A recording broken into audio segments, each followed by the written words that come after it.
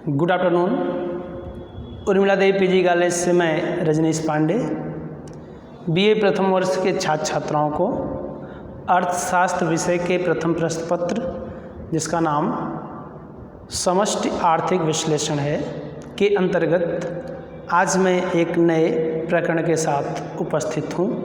अब आज का जो हमारा प्रकरण है वह है परिवर्तनशील अनुपातों का नियम, जिसको इंग्लिश में आप बोल सकते हैं लॉ ऑफ वेरिएबल प्रपोर्शंस। ठीक है, तो आइए शुरू करते हैं, अपने टॉपिक पर चलते हैं। देखिए, परिवर्तनशील अनुपातों का नियम जो उत्पत्ति ह्रास नियम होता है, उत्पत्ति ह्रास नियम, इसको हम उत्पत्ति ह्रास नियम भी कहते हैं। इसी को हम क्या बोलते हैं? उत्पत्ति ह्रास नियम भी बोलते हैं, उत्पत्ति ह्रास नियम बोलते हैं। क्यों? क्योंकि उत्पत्ति ह्रास नियम को ही जो आधुनिक अर्थशास्त्री हैं, इसी को जो है इन्होंने क्या बोला? परिवर्तनशील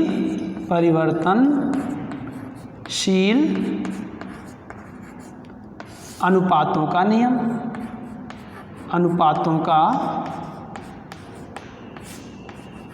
नियम या नियम, या इसी को जो है विविध अनुपातों का नियम भी कहा जाता है। परिवर्तनशील अनुपातों का नियम या विविध अनुपातों का जो नियम है, ये आधुनिक नाम है किसका? उत्पत्ति ह्रास नियम का। यानी उत्पत्ति ह्रास नियम को ही आधुनिक अर्थशास्त्रियों ने क्या नाम दे दिया? परिवर्तनशील अनुपातों का नियम या विविध अनुपातों का नियम। इसका मतलब क्या हुआ? इसका मतलब ये है कि उत्पत्ति ह्रास नियम और परिवर्तनशील अनुपातों का नियम, ये दोनों एक ही है। उत्पत्ति ह्रास नियम है तो कोई पूछता है, एग्जाम में आता है, तब पर भी आपको इसी को लिखना है जो मैं पढ़ाने जा रहा हूँ। और यदि विविध अनुपातों का नियम पूछ रहा है या परिवर्तनशील अनुपातों का नियम पूछ रहा है, तो इसका भी जो है आंसर यही होगा जो मैं पढ़ाने जा रहा हूँ। ठीक है, तो क्लियर हो गई बात? देखिए, जो परिवर्तनशील अनुपातों का नियम है या विविध अनुपातों का नियम है या उत्पत्ति ह्रास नियम है, यह अर्थशास्त्र का जो है ये एक आधारभूत नियम है, बहुत ही महत्वपूर्ण नियम है उत्पादन से संबंधित। ठीक है, अब ये नियम जो है क्या बताता है? क्या बताता है, इसको समझने से पहले मैं आपको बता दूं कि परिवर्तनशील अनुपातों का नियम जो है ये अल्पकालीन उत्पादन फलन की व्याख्या करता है। अल्पकालीन उत्पादन फलन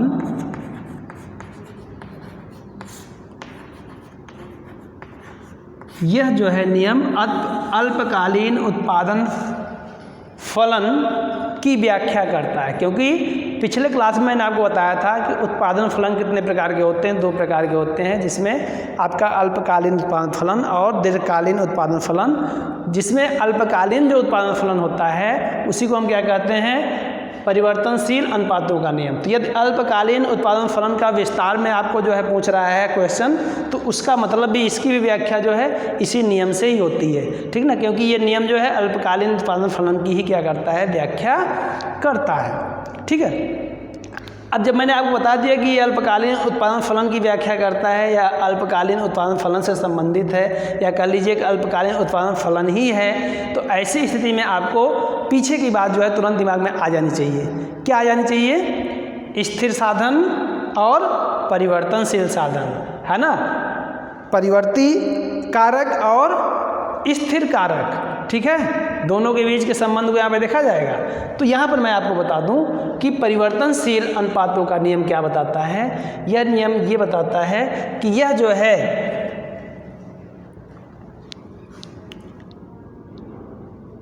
परिवर्तनशील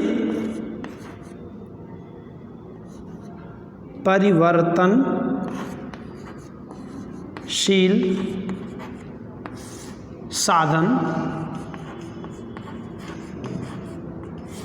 और स्थिर साधन,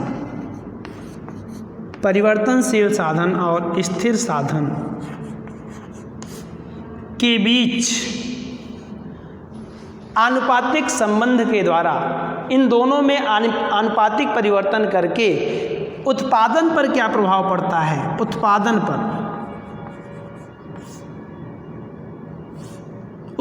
पर क्या प्रभाव पड़ता है, इसी संबंध को ये नियम दिखाता है।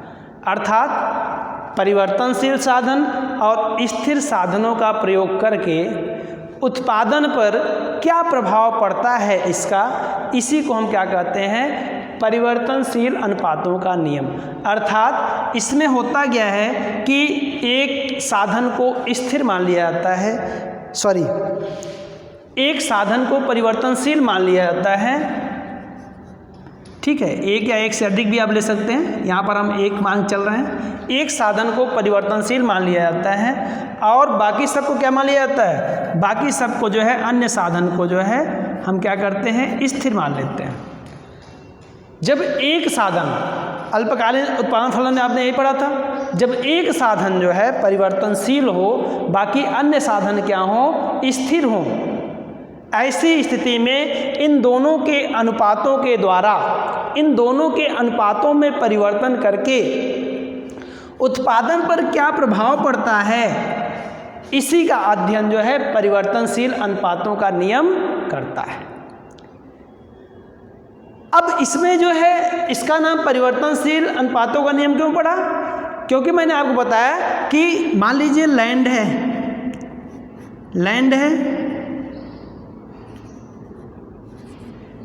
है, ये आपका भूमि, ये आपका क्या है, स्थिर साधन है, स्थिर ले लीजिए, ठीक है, और यहाँ पर लेबर ले लीजिए, श्रम, ये क्या हो गया, परिवर्तनशील साधन हो गया।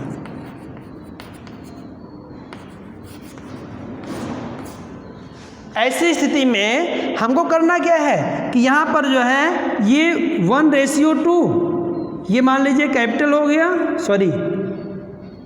ये लैंड हो गया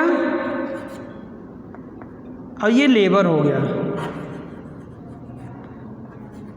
1:2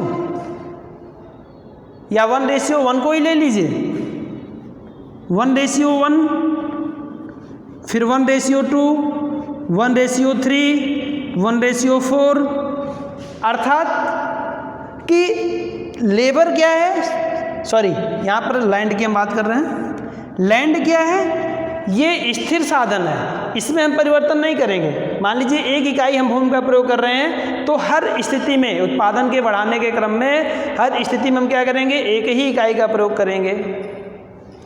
जबकि हम क्या कर रहे हैं, परिवर्तनशील साधन श्रम का प्रयोग हम क्या कर रहे हैं, इसमें हम वृद्धि कर रहे हैं, अधिक से अधिक श्रमिकों का प्रयोग कर रहे हैं हर बार।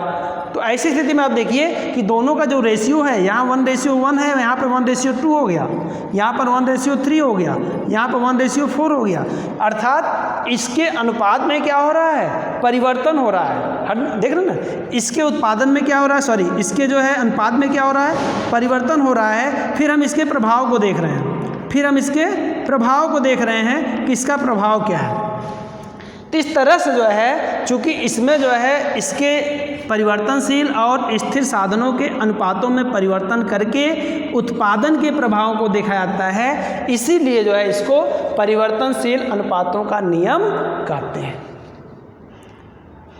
लेकिन इस नियम के द्वारा यह नियम ये भी बताता है कि जब हम इस क्रम को बढ़ाते चले जाते हैं, अर्थात ये जो आपका जो अनुपात है, इसमें हम वृद्धि करते जाते हैं, यानी एक परिवर्तनशील साधन में हम वृद्धि करते जाते हैं। इस प्रकार से जो है आपका साधनों का अनुपात बदलता जाता है।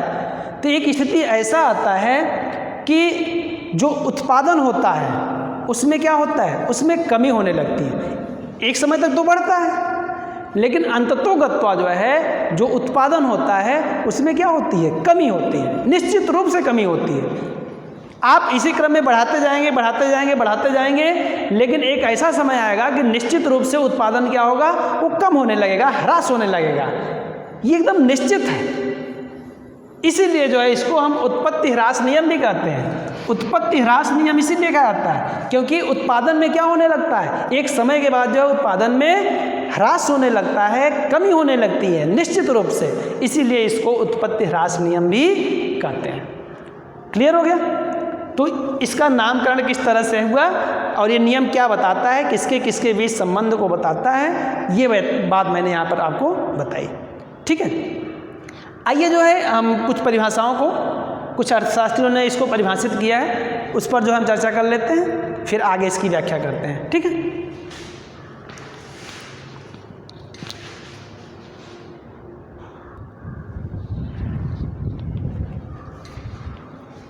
देखिए यहाँ पर कुछ अर्थशास्त्रियों ने जो है इस नियम को परिभाषित करने का प्रयास किया है। यहाँ पर देखिए हम प्रोफेसर बोल्डिंग की परिभाषा लिखी हुई है। प्रोफेसर बोल्डिंग क्या कहते हैं कि जैसे जैसे हम एक साधन की मात्रा को अन्य साधनों की स्थिर मात्रा के साथ क्या करते हैं, बढ़ाते हैं, तो परिवर्तनशील साधन की सीमांत भौतिक उत्पादकता अंततः अवश्य ही, एरो निशान नीचे है, मतलब घट जाती है। इसका मतलब क्या हुआ, वही चीज़ जो मैं यहाँ पर आपको समझा रहा था, वही चीज़ है। उत्पत्ति ह्रास नियम के बारे में जो मैं आपको समझा रहा था वही चीज़ है कि जैसे जैसे हम एक साधन की मात्रा को अन्य साधनों की स्थिर मात्रा के साथ बढ़ाते हैं, एक साधन की मात्रा को देख रहे हैं, इसकी मात्रा को हम अन्य साधन की स्थिर मात्रा, इसकी मात्रा क्या है, स्थिर मात्रा है, के साथ क्या करते हैं, बढ़ाते जाते हैं। देखिए इसकी मात्रा क्या कर रहे हैं, बढ़ा रहे हैं, 1 से 2, 2 से 3, 3 से 4, इसकी मात्रा बढ़ा रहे हैं, है ना। वैसे वैसे क्या होता है, त्यों त्यों क्या होता है कि परिवर्तनशील साधन की, इस साधन की, चूंकि इसकी मात्रा तो स्थिर है, इस साधन की क्या होती है कि भौतिक उत्पादकता जो होती है, भौतिक सीमांत उत्पादकता या सीमांत भौतिक उत्पादकता क्या होती है, वह अंततः जो है क्या होती है, अवश्य ही घट जाती है। जो मैंने आपसे अभी बताया कि यदि इसको आप बढ़ाते जाएंगे तो निश्चित रूप से जो है उत्पादन निश्चित रूप से उस घटना ही घटना है, अवश्यंभावी है। यहाँ पर वही चीज़ परिभाषा में कहा गया है कि जो सीमांत भौतिक उत्पादकता होती है वह निश्चित रूप से अंततः क्या होगी, घटने ही लगेगी। शुरू में जो है वृद्धि होगी, लेकिन अंत में जो है निश्चित रूप से घटना ही घटना है ना। और इसीलिए ये नियम जो है क्या कहलाता है, उत्पत्ति ह्रास नियम भी कहलाता है। और चूंकि हमने परिवर्तन किया इसलिए इसको परिवर्तनशील अनुपातों का नियम भी कहा जाता है। तो ये नियम क्या बताता है, इसको बोल्डिंग ने समझाया। ठीक है, इसी प्रकार आप देखिए प्रोफेसर बेनहम, इन्होंने भी इस नियम को जो है परिभाषित करते हुए या डिफाइन करते हुए बताया, क्या बताया कि उत्पादन के साधनों के किसी संयोग में एक साधन का अनुपात ज्यों-ज्यों बढ़ाया जाता है, मतलब किसी संयोग में, मतलब जिससे किसी एक को हमने क्या किया, स्थिर मान लिया, दूसरे को क्या किया हमने, परिवर्तनशील मान लिया, और परिवर्तनशील साधन में ही हम क्या करेंगे, वृद्धि करेंगे, है ना। तो जो परिवर्तनशील साधन का जो है अनुपात को जो है क्या किया जाता है, बढ़ाया जाता है ना, साधन का अनुपात बढ़ाया जाता है, त्यों क्या होता है कि एक बिंदु के पश्चात उस साधन का, जिसको हम बढ़ा रहे हैं मतलब परिवर्तनशील साधन, इस साधन का जो है सीमांत और औसत उत्पादकता क्या है, या सीमांत और औसत उत्पादन क्या होता है, ये घटता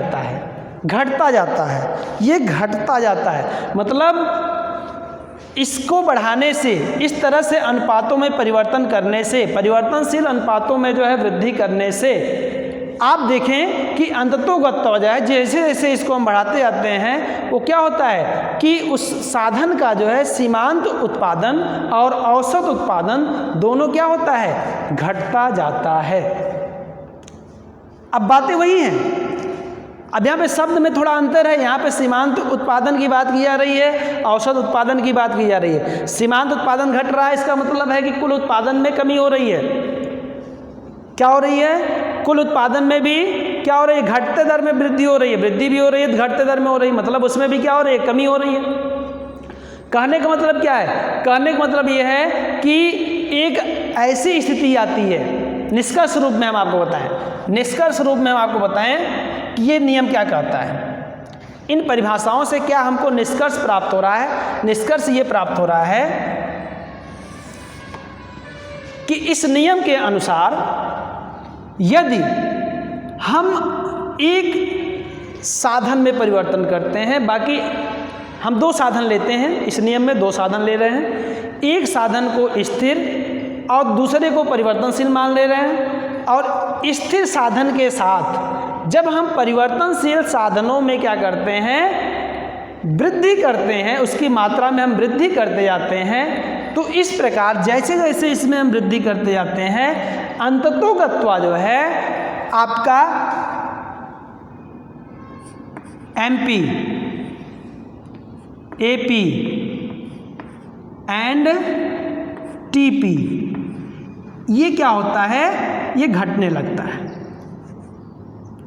ये घटने लगता है। यानी MP क्या है, मार्जिनल प्रोडक्शन, सीमांत उत्पादन। AP क्या है, एवरेज प्रोडक्शन, औसत उत्पादन। TP क्या है, टोटल प्रोडक्शन, कुल उत्पादन। यानी उत्पादन के ही ये अलग अलग क्या हैं, रूप हैं या प्रकार हैं। सरल शब्द में हम कहें तो यदि इसमें हम वृद्धि करेंगे तो निश्चित रूप से उत्पादन क्या होगा, एक बिंदु के बाद उत्पादन में क्या होगा, निश्चित रूप से कमी आएगी, ह्रास आएगी, इसलिए इसको उत्पत्ति ह्रास नियम कहते हैं। थोड़ा इसको और एक्सप्लेन करना चाहें और सरल ढंग से एक्सप्लेन करें तो हम कह सकते हैं कि जैसे जैसे हम इन अनुपातों में वृद्धि करते हैं, मतलब परिवर्तनशील जो साधन है उसमें जो है वृद्धि करते जाते हैं, जिससे अनुपात बदलता जाता है, वैसे वैसे क्या होता है कि अंततोगत्वा जो है सीमांत उत्पादन, औसत उत्पादन और कुल उत्पादन जो है इसमें कमी होने लगता है, अर्थात इसमें कमी होना ही होना है। अंततोगत्वा ये तीनों के तीनों जो है क्या होते हैं, कम होने लगते हैं, गिरने लगते हैं। यही जो है क्या कहलाता है, परिवर्तनशील अनुपातों का नियम कहलाता है। क्लियर हुआ? अब यहाँ पे जो शब्द आ रहे हैं MP, AP, TP ये क्या है, इसको भी समझना जरूरी है। तो आइए पहले इसको हम समझ लेते हैं कि ये क्या होता है ना। ये सीमांत उत्पादन क्या है, औसत उत्पादन क्या है, कुल उत्पादन क्या है, ये समझना बहुत ज़रूरी है। आइए जल्दी समझ लेते हैं। जैसे आपका है कुल उत्पादन, कुल उत्पादन, कुल उत्पादन का मतलब क्या हुआ, जिसको हम बोलते हैं टोटल प्रोडक्शन, शॉर्ट में TP बोल सकते हैं। कुल उत्पादन मतलब ये हुआ कि आपने जो भी साधन का प्रयोग किया, कुल जितने भी साधन का आपने प्रयोग किया है ना, साधनों के प्रयोग करने से कुल कितनी इकाई का उत्पादन हुआ, उसी को कुल उत्पादन कहते हैं। जैसे आपने कुल 40 श्रमिकों का प्रयोग किया, 40 लेबर का प्रयोग किया। अब 40 लेबर के प्रयोग करने से मान लीजिए 500 इकाई के बराबर जो है उत्पादन हुआ, तो ये क्या हो गया, 40 लेबर से जब 500 के बराबर हो रहा है तो ये क्या हो गया, कुल लेबर 40, कुल आपने साधन का प्रयोग 40 किया, इससे उत्पादन कितना हुआ, 500 इकाई, तो यही क्या हो गया, कुल उत्पादन हो गया। अब कुल उत्पादन जो होता है इसको हम ज्ञात कैसे करते हैं, इसको ज्ञात करने के दो तरीका होता है। एक विधि होती है TP equal to AP into L, दूसरी विधि होती है TP equal to sigma MP। दो तरीके से हम कुल उत्पादन को निकाल सकते हैं। अब ये क्या है, इसका मतलब क्या है, कुल उत्पादन कैसे निकालेंगे, औसत उत्पादन में परिवर्तनशील साधनों की कुल इकाइयों से क्या कर देते हैं, हम गुणा कर देते हैं। जो औसत उत्पादन आपको प्राप्त है उसमें हम क्या करेंगे कि जो भी आपका परिवर्तनशील साधन है, मान लीजिए लेबर है ना, लेबर है, श्रम है, तो हम श्रम का क्या कर देंगे, श्रम का जो है इसमें मल्टीप्लाई कर देंगे। तो श्रम का जो मल्टीप्लाई करेंगे जो प्राप्त होगा वही क्या कहलाएगा, कुल उत्पादन कहलाएगा। या फिर दूसरा तरीका क्या होता है, दूसरा तरीका होता है कि आप जो है टीपी को ज्ञात करने के लिए आप जितना भी एमपी है, जितना भी सीमांत उत्पादन है, उसमें आप क्या कर दीजिए, उनको जोड़ दीजिए। सीमांत उत्पादन के योग को ही हम क्या कहते हैं, ऐसे भी आप परिभाषित कर सकते हैं, सीमांत उत्पादन के जितने भी योग हैं, है ना, सीमांत उत्पादन के योग को कुल उत्पादन कहते हैं, या कुल सीमांत उत्पादन को कुल उत्पादन कहते हैं, ठीक ना। अर्थात जितना भी सीमांत उत्पादन प्राप्त हुआ है, मान लीजिए इस तरीके से प्राप्त हो, सीमांत उत्पादन 1 है, 2 है ना, 4 है, 3 है, इस तरीके से प्राप्त हुआ हो मान लीजिए, तो कुल उत्पादन ज्ञात करने के लिए क्या करेंगे, इसको जो है हम जोड़ देंगे, है ना। इसको जोड़ देंगे तो क्या आ जाएगा, कुल उत्पादन आ जाएगा। जितना भी, जितने इकाई का निकालना है, एक इकाई का निकालना है, किस इकाई का निकालना है, ठीक ना, जिस इकाई का निकालना है, टोटल निकालना है। मान लीजिए यहाँ पे कितनी इकाई हो गई, 1 2 3 4 5, यार पांचों इकाई का कुल उत्पादन निकालना है, तब क्या करेंगे, ये एमपी है, मार्जिनल प्रोडक्शन है, ये इकाई है, लेबर की इकाई कितना आप प्रयोग कर रहे हैं, कितने जो है साधनों का प्रयोग कर रहे हैं, कितनी इकाई का, मान लीजिए 5 इकाई का प्रयोग कर रहे हैं, और 5 इकाई से कितना जो है उत्पादन प्राप्त हो रहा है, कुल उत्पादन, तो 5 इकाई जितना भी एमपी होगा सबको जोड़ दीजिए। 2 1 3, 3 4 7, 3 10 2 12, कुल कितना हो जाएगा 12। टीपी कितना हो जाएगा 5 इकाई के लिए, टीपी 5 बराबर क्या हो जाएगा 12, 5 इकाई के लिए। मान लीजिए 4 इकाई तक हमको निकालना है, 4 इकाई तक का टीपी क्या होगा, तब हम यहाँ से यहाँ तक जोड़ेंगे, है ना, 2 1 3, 3 4 7 3 10, टीपी 4 कितना हो जाएगा, टीपी 4 निकालेंगे तो ये हो जाएगा 10। इस तरीके से आप टीपी 3 निकालना चाहते हो तो यहाँ से यहाँ तक जोड़ेंगे, टीपी 2 निकालना है तो यहाँ से यहाँ तक जोड़ेंगे, यानी 2 1 3, टीपी 1 निकालना है तो एमपी के बराबर ही होगा, यानी 1 ही होगा, है ना, टीपी और एमपी दोनों क्या होगा, इकाई के लिए बराबर होगा, ठीक है। तो ये जो है यहाँ पर आपका जो है टीपी निकालने का तरीका है। टोटल प्रोडक्शन जो है एमपी का योग, इसी को सिग्मा बोलते हैं, सिग्मा मतलब योग होता है, सीमांत उत्पादन के योग को हम क्या कहते हैं, कुल उत्पादन कहते हैं, ठीक। या फिर आप औसत उत्पादन में जो परिवर्तनशील साधन है, जो लेबर है, उसका आप क्या करें, मल्टीप्लाई कर दें, तो आपका जो है क्या आ जाएगा, टीपी आ जाएगा, ठीक है। दूसरा होता है जैसे आपका है ये नेक्स्ट, जैसे एपी, औसत उत्पादन क्या होता है, औसत उत्पादन, जिसको हम एवरेज प्रोडक्शन बोलते हैं, शॉर्ट में एपी बोल सकते हैं आप। एपी क्या होता है, तो एपी क्या होता है, इसको जानने के लिए मैं आपको बताऊं,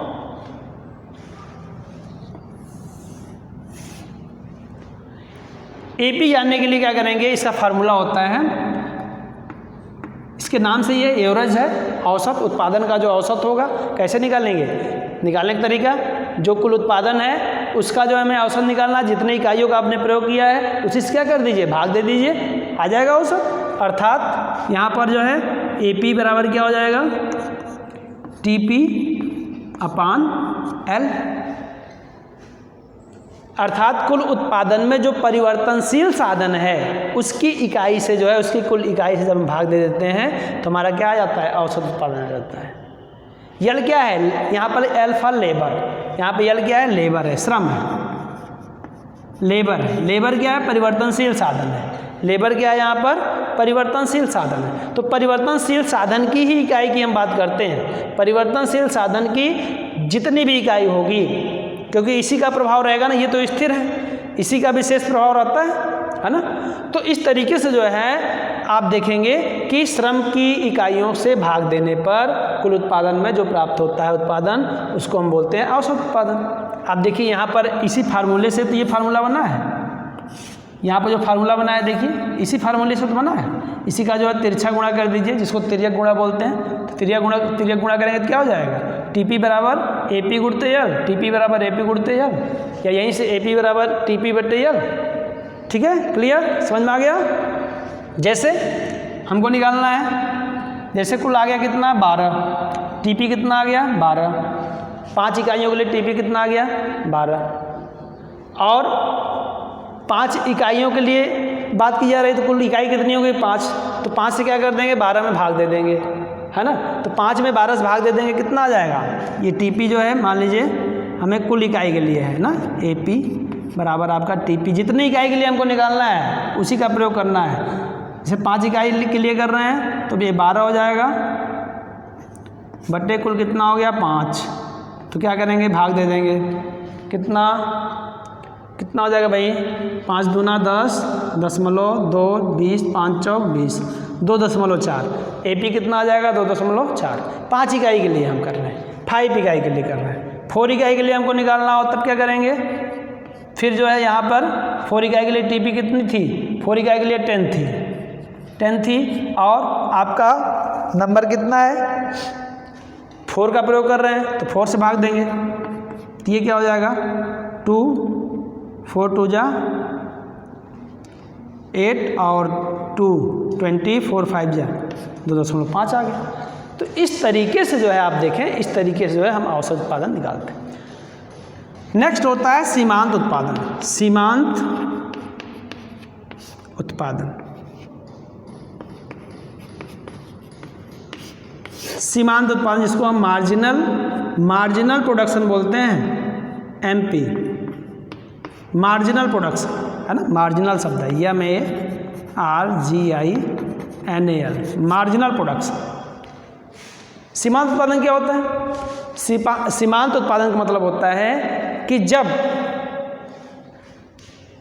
साधन की या परिवर्तनशील साधन की एक अतिरिक्त इकाई का प्रयोग करने से कुल उत्पादन में जो वृद्धि होती है उसी को सीमांत उत्पादन कहते हैं।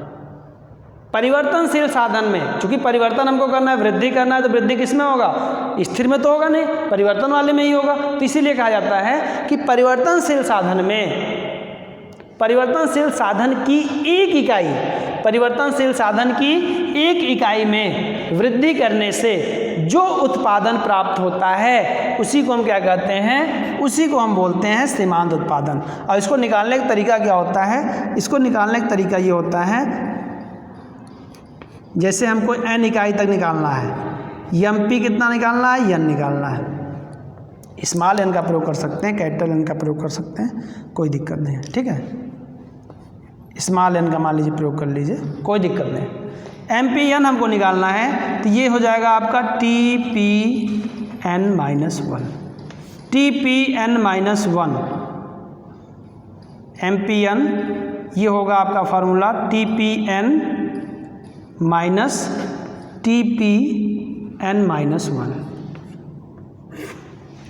TPN का मतलब क्या हुआ, n इकाई का कुल उत्पादन। अब जैसे TPN मतलब क्या हुआ, TPN मतलब होता है कि nवीं इकाई का कुल उत्पादन, और n-1 मतलब n-1 इकाई का, यानी n इकाई के एक पहले, है ना, कुल उत्पादन। यानी जो आप जैसे मान लीजिए एग्जांपल ले लीजिए, मान लीजिए हमको 5वीं इकाई का निकालना है, हमको निकालना है MP5, 5वीं इकाई का हमको जो है सीमांत उत्पादन निकालना है। तो हम क्या करेंगे, फार्मूले के हिसाब से हो जाएगा आपका TP5 माइनस TP, n का मान 5 है तो TP5-1 अर्थात क्या हो जाएगा, ये हो जाएगा TP5 माइनस TP4 हो जाएगा ये, ठीक है। अब TP5 का मान कितना है, यहाँ देखिए TP5 5वें के लिए कितना है, देखिए 12 है, ये कितना हो जाएगा 12 माइनस चौथे इकाई के लिए देखिए कुल उत्पादन कितना आया था, ये आया था आपका 10, तो ये कितना हो जाएगा 10, घटा दीजिए कितना आ गया 2 आ गया। तो 2 आपका जो है 2 इकाई जो है ये 5वें इकाई के लिए सीमांत उत्पादन है, ठीक है, ये सीमांत उत्पादन। अब देखिए यहाँ पर देखिए आप अतिरिक्त इकाई, यहाँ चौथी इकाई पे कितना था कुल उत्पादन 10 था, और एक अतिरिक्त इकाई का प्रयोग करने से अर्थात 5वीं इकाई का प्रयोग कर देने से एक बढ़ा दिए, तो ऐसी स्थिति में कुल उत्पादन जो प्राप्त होता है ना, इससे जो है कुल उत्पादन जो प्राप्त होता है, मतलब जो परिवर्तन हुआ 10 से कितना हुआ 12, कितने का परिवर्तन हुआ 2 का, उसी को हम क्या कहते हैं, उसी को सीमांत उत्पादन कहते हैं। देखिए 2 का परिवर्तन हुआ, इसी को निकालने का तरीका क्या होता है, TPN माइनस TPN माइनस 1 करके, ठीक है, इस तरीके से। तो ये जो है आपका सीमांत उत्पादन, औसत उत्पादन और कुल उत्पादन क्या होता है, इसके बारे में मैंने आपको बता दिया, क्योंकि आपके इस नियम में जो है इसका प्रयोग किया जा रहा है। आगे भी अभी हम आपको समझाएंगे, वहाँ पर भी इसका प्रयोग होगा, है ना, इसी पर आधारित ही है, क्योंकि इसमें वृद्धि करने से इन सब में क्या हो रहा है, कमी हो रहा है, अंततोगत्वा कमी होना ही होना है। इसीलिए जो है ये होते क्या है, ये जानना जरूरी है, ठीक है। तो ये मैंने आपको बताया। अब मैं आपको इसमें जो है इस नियम की कुछ मान्यताएं हैं जिस पर ये नियम आधारित है, तो उसको भी समझना जरूरी है। तो आइए हम देख लेते हैं कि इस नियम की क्या मान्यताएं हैं, ठीक है।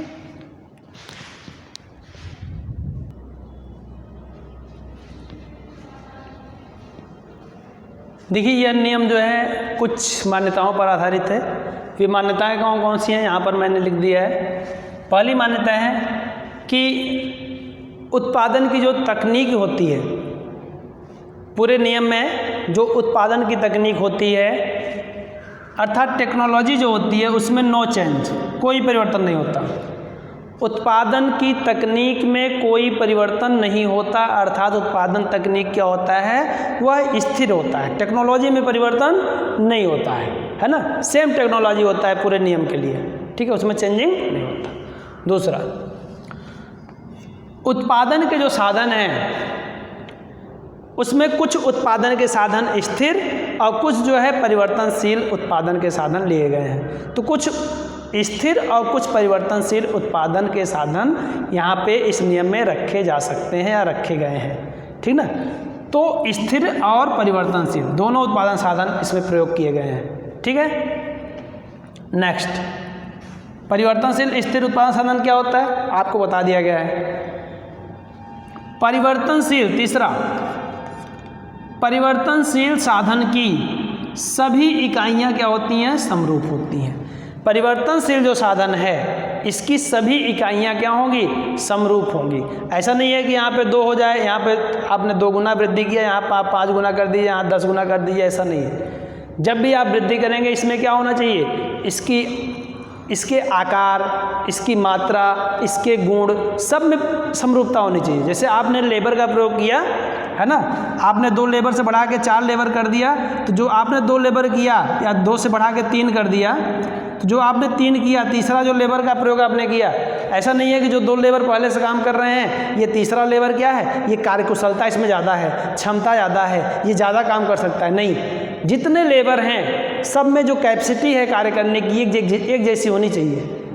यानी गुण में, कार्यक्षमता में, उसके नंबरिंग में, आकार में, सब में क्या होनी चाहिए, समरूपता होनी चाहिए, यानी एक जैसी होनी चाहिए, इसमें परिवर्तन नहीं होना चाहिए, ठीक है।